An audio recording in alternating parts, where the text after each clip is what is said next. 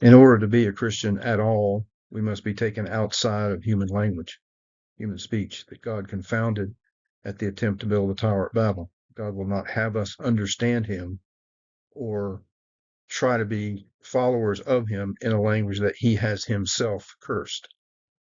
You must be in Jesus Christ, which is a different language than the speech God confounded at Babel.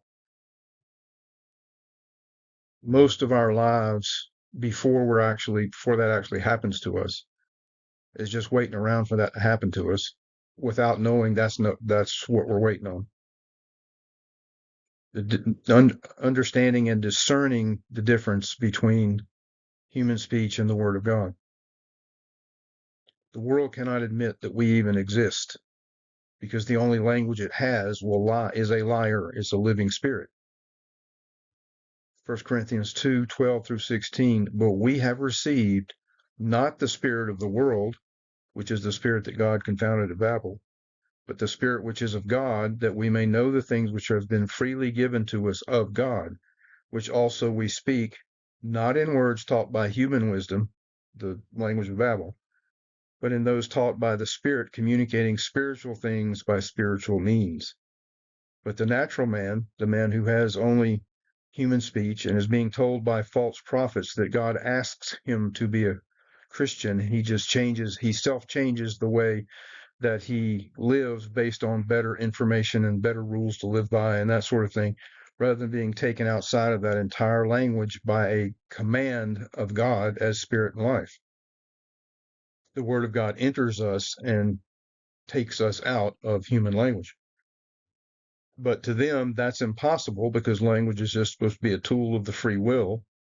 And their false version of what the gospel is God asks if you want to be saved. And that in the language that he confounded at Babel.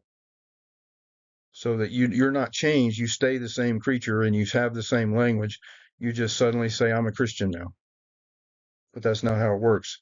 But that's what the natural man thinks. But the natural man does not receive the things of the Spirit of God, for they are folly to him. It makes no sense to him to say, come outside of human language, because he doesn't think he's in anything.